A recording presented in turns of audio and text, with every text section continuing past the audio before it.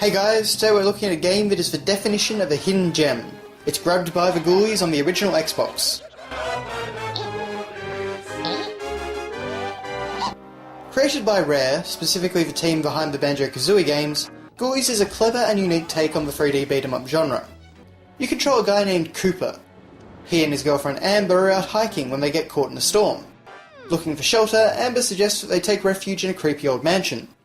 Cooper doesn't like the idea, and insults the building, prompting its master Baron von Ghoul into teaching him some manners by kidnapping Amber and unleashing waves of monsters called Ghoulies. The story is pretty simple and straightforward, but it features a colourful cast and some clever writing that keeps it entertaining. The narrative isn't quite up to the standards of previous Rare games such as Banjo-Tooie and Conker's Bad Fur Day, but it's definitely enjoyable.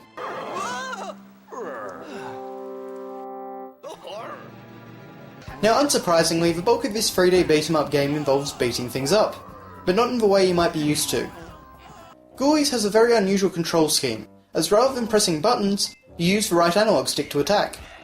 You simply push the stick in the direction of the enemy you want to attack, and Cooper will use the appropriate technique. If you hold the stick in a particular direction, he will use a combo, or you can simply flick the stick to hit an enemy once. It takes a few battles to get used to, but overall it works very well, and puts emphasis on placement and timing rather than specific moves. While the basic combat is enjoyable, there are a few things that spice it up and keep it interesting. Firstly, we have weapons. Everything from chairs to garbage cans to musical instruments can be picked up and used as a weapon. While they break after a few successful hits, they also provide a large boost to your attack power, and are essential against certain foes. There are also some special weapons that are given to the player at certain points in the story. These powerful and strange items can really change up the gameplay, as many of them are ranged weapons with an ammo cooldown, such as the Super Soaker filled with holy water and the soda can gun. Now in addition to weapons, the player can also find soups that have been left by the mansion's cook. These can have a wide range of effects, such as increasing your health, creating a miniature version of Cooper to attack enemies, freezing time, and making your weapon unbreakable.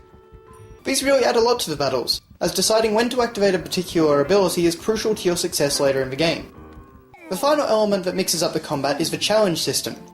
Every single room that you enter gives the player a different task to complete. For example, kill 8 skeletons or find a key. As time goes on, these challenge types get progressively more complicated. For example, don't kill the same enemy type in a row, or kill a certain number of enemies using weapons only.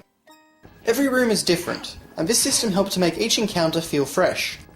That said, some of the later challenges do get a bit carried away, and get a bit frustrating. Oh, and what happens if you break the rules? Well then, the Grim Reaper shows up and starts chasing you around. If he touches you, it's game over. But don't worry, you instantly restart in the same room, so death is never too annoying. Now usually beat-em-ups are pretty short. Even some of the best, like Turtles in Time, can be beaten in around 30 minutes. This isn't the case with Ghoulies, however, as in addition to the main story mode which lasts at least 3 hours, there are a few extras. As this is a Rare game, it had to have at least some kind of hidden collectible. There are 100 Rare books scattered throughout the mansion, and some of them can be a bit tricky to find. Luckily, the developers introduced a brilliant feature in Ghoulies. Essentially, you can replay any chapter, cutscene, or specific room from the game by simply selecting it on the menu, and the game tells you where you've already found a Rare book. And it's definitely worth hunting down all these books, because every 5 you collect unlocks a special challenge. In challenge mode, the player is put under various unique circumstances, and must complete a particular goal in each of the 20 missions. After doing so, they are graded bronze, silver, gold, or platinum. If the player completes all 20 challenges with at least a gold medal, then they unlock challenge 21, which acts as a sort of hard mode for the game where you take control of Amber instead of Cooper. I really enjoyed most of the challenges, and between getting higher scores and completing challenge 21, they can easily double your playtime. In terms of presentation, what can I say?